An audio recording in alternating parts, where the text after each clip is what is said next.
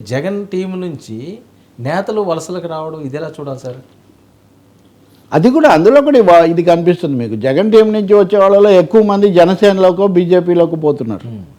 తెలుగుదేశంలో వాళ్ళను ఫోన్ చేశాడు, కనీసం కాంటాక్ట్ చేశాడు ఆఫీస్ అంటే కూడా వాడి మీద విరుచుకుపడిపోతున్నారు. మేమందరం కష్టపడి ఇవన్నీ చేస్తే మీరు ఇప్పుడు వైసీపీ వాళ్ళని తీసుకొని వచ్చి వాళ్ళకి పదవులు ఇస్తారా అని. నేను పేరు చెప్పనా కానీ ఆ మహిళా నాయకురాలు లాంటి వాళ్ళు ఇంకా కొంతమంది వాళ్ళు దాదాపు పడిగాపులు కాస్తున్నారు చాలా కాలం నుంచి. వాళ్ళకు గ్రీన్ సిగ్నల్ లేదా ఎల్లో సిగ్నల్ ఇంతవరకు కూడా రావట్లేదు. ఎందుకంటే ఎల్లో సిగ్నల్ ఇవ్వాలంటే లోపల ఏదో డేంజర్ సిగ్నల్స్ లాగా మీరు తీసుకుంటే జాగ్రత్త అని అంటున్నారు. ఈ సమస్య లేదు కదా, జనసేన పెరగాల్సిన అవసరం ఉంది. ఏ విధంగా అయితే కురుపాండవ యుద్ధానికి ముందు సైన్యాన్ని పెంచుకుంటూ పోయాడో, ఇటు నుంచి దుర్యోధనుడు అటు నుంచి అర్జునుడు, ఇక్కడ సైన్యాన్ని పెంచుకుంటున్నారు. అందుకనే చంద్రబాబు నాయుడు తెలివైన నాయకుడుగా ఒక షరతు పెట్టాడు. ఎన్డీఏలో మనం ఇతరులను చేర్చుకునేటప్పుడు పరస్పరం సంప్రదించుకొని ఒక అవగాహనకు రావాలి అన్నాడు. అది జరగదని ఆయనకు తెలుసు, అయినా ఈ సమస్య ఉందని ఆయన పెట్టాడు. జనసేన వాళ్ళు మీరు బాలినేని శ్రీనివాసరెడ్డితో మొదలుపెట్టి ఇప్పటికీ చాలా కీలకమైన నాయకులు 60 మంది దాకా చేర్చుకున్నారు. మరి మీరు ఏదో అమ్మ పెట్టదో అడుగు తినేవదని మీరు రానివ్వరు, మమ్మల్ని అక్కడికి పోతానంటే మీరు ఎలా ఆపుతారని వీళ్ళు కూడా ఉండరు.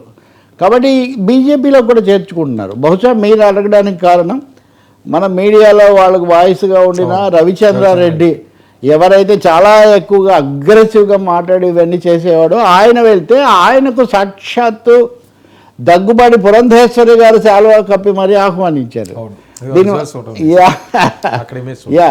దీనివల్ల మనకు 2 విషయాలు. ఇటువైపు సత్యకుమార్ ఏం తక్కువ ఆయన కాదు ఈయన. కాబట్టి అంటే ఏ స్థాయిలో ఉంది పరిస్థితి అంటే బీజేపీకి కూడా అవసరంగా ఉంది. ఇప్పుడు ఫస్ట్ తెలుగుదేశం జోష్, జనసేన జోరు, బీజేపీకి కొంచెం తగ్గింది జోరు అంటున్నప్పుడు ఈయనను వాళ్ళు ఆహ్వానించిన పరిస్థితి. ఈయన వాస్తవంగా కాంగ్రెస్ కూడా అధికార ప్రతినిధి, తర్వాత వైసీపీ. సో బీజేపీ మీద రాజకీయ వ్యతిరేకత ఎక్కువగా మాట్లాడిన వాళ్ళలో అప్పుడు ఈయన కూడా ఒకరు ఉండేవాళ్ళు. ఏదైతేనేమి ఇప్పుడు ఈయన వెళ్లే ముందు చాలా మాట్లాడారు 10 మంది.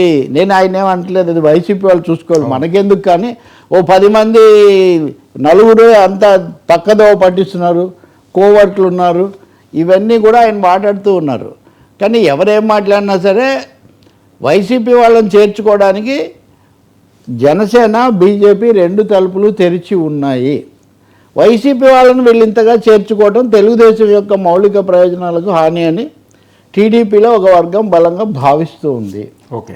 సో ఈ పొలిటికల్ ఈక్వేషన్స్ అన్నీ క్లాష్ ఇప్పుడు జరుగుతుంది. ఇది ఒక ప్రచ్ఛన్న యుద్ధం, కోల్డ్ వార్ అని మీరు భావించవచ్చు.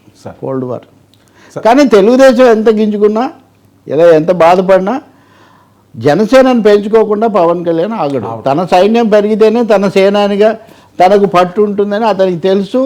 రెండవది keeping all eggs in single basket అని మొత్తం గుడ్లన్నీ తీసిపోయి ఒకటో చోట పెట్టకూడదు, 4 చోట్ల పెట్టాలని ఆయనకు తెలుసు. మొత్తం తెలుగుదేశాన్ని నమ్ముకొని చివరి వరకు ఉండకూడదని. ఎందుకంటే 2014లో కలిసి ఉండి మధ్యలో బయటకు వచ్చాడు.